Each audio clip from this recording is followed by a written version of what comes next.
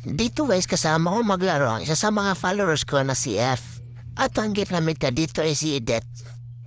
At dito may nakasabay kami isang malakas na mega collector na si Kadita. Ang daming skin. Clothes baka naman. At dito early pa lang nakasnowball na ako. Tingnan nyo dito kung paano ko pinagpapatay ang mga kalaban. Dito guys, nakita ko lumipad na si Shenlong at pinagtulungan nila. Kaya talitarya akong pumunta at pinitest namin dito ang alpha. Better luck next time lang sa'yo, Lods. Dito guys, nakita ko ang low HP na yung nila at si alpha kaya pinagka-farto ko sila isa-isa. At puntikan ba kung mabitas na marksman nila dito? Uy, double kill. Ayaw po umuwi ka. Triple kill. TP ka sa akin na yan. Hindi ka pa talaga nadala, Estes ha? TP ka sa akin ngayon. Ito guys, naabutan kong kumukuha ng pagong si Alpha.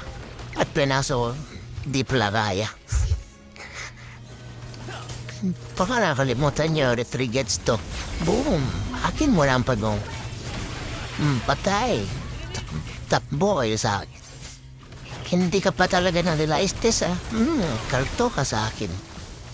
At nakita ko yung goldfish dito na tumatakbo. Kaya inabol ba? Ba't may fountain dito?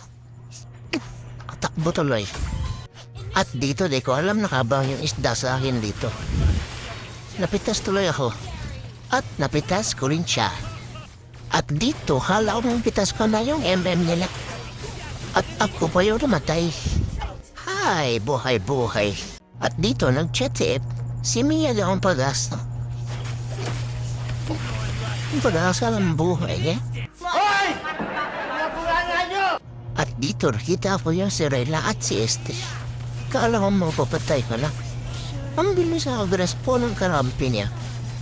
Patay tuloy ako. At dito nakita ko pumasok na yung mga kampi ko kaya pumasok na rin ako. Ang sakit pala ng nila. Ubus tuloy kami. At nakaminyak pa. Manyakis ka talagang ka.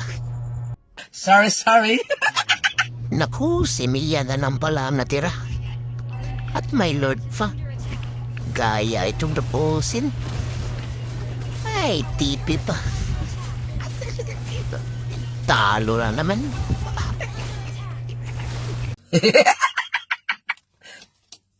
Talo! Kung hindi ka pa nakapollow sa aking page, baka naman, follow nyo na